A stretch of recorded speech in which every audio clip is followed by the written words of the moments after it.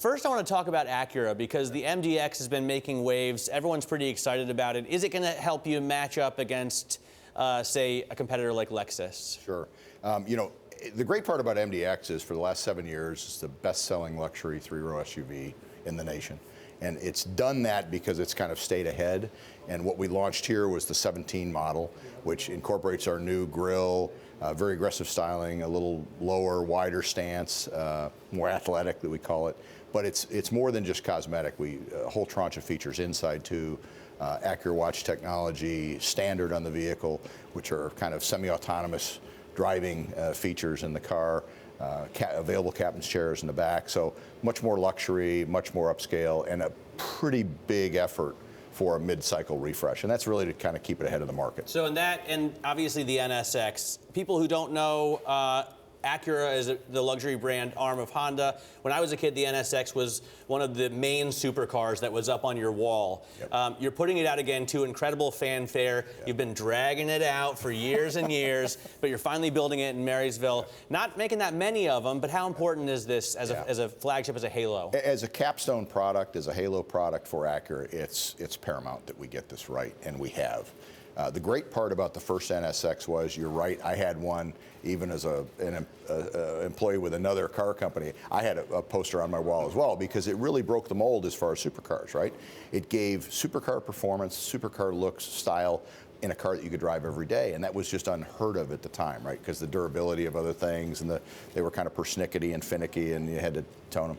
We've done the same thing with this. This new NSX is going to do what the old NSX did for the industry, and particularly for Acura. As we move it forward, 3-motor hybrid technology, over 560 horsepower, and what we call instantaneous response. Because of the power and the torque and the electric motors in a car, we have a launch mode that, frankly, you'd have to be in an F1 car to launch any faster. No turbo lag issues. No turbo lag, and it's a wonderful car to drive. The dynamics are incredible. We just sold the very first one, serial number 1, for charity at the Barrett-Jackson auction for $1.2 million.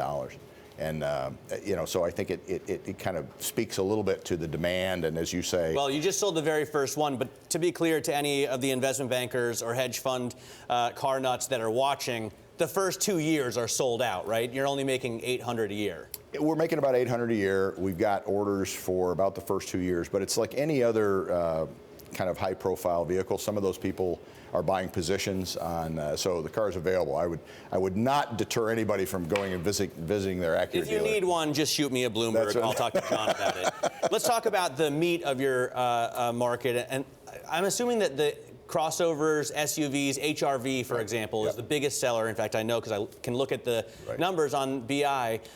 What do you do about that shift to SUVs? Is the sedan market dead for you? Well, what's interesting is certainly trucks have now overtaken cars again. They flip-flopped 58% of the market. But HRV hasn't overtaken Accord sales. No, not yet. And that's really capacity constraint on our part. We build it in Celaya, Mexico. We're trying to ramp that up. We sold about 58,000 last year. Very difficult to find on a dealer lot. The dealers would tell you that they haven't seen any. They're shocked when you say, we sold almost 60,000 last year. We're trying to get significantly more of those to meet customer demand. But frankly, the sedans for us are very, very strong. We had a mid-cycle refresh on Accord last year. Accord sales in a segment that was down are up 17%. Civic sales in the first 2 months of this year, we launched the new Civic, fourth quarter, a sedan only, right? Up 37%. But don't you have a Civic hatchback? Well, yeah, so that's the news, right? So we just last week started selling the two-door.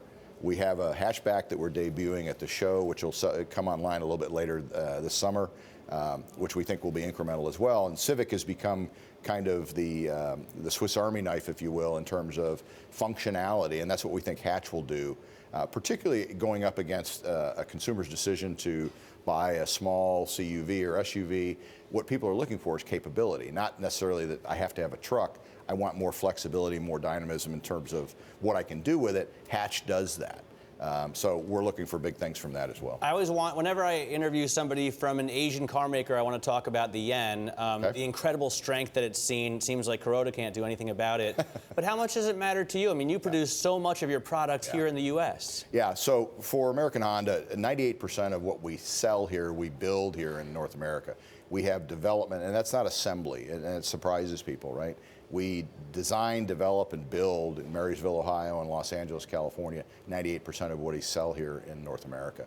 So small impact. I mean, some small parts impact on things that you buy, but it's kind of non-existent for us.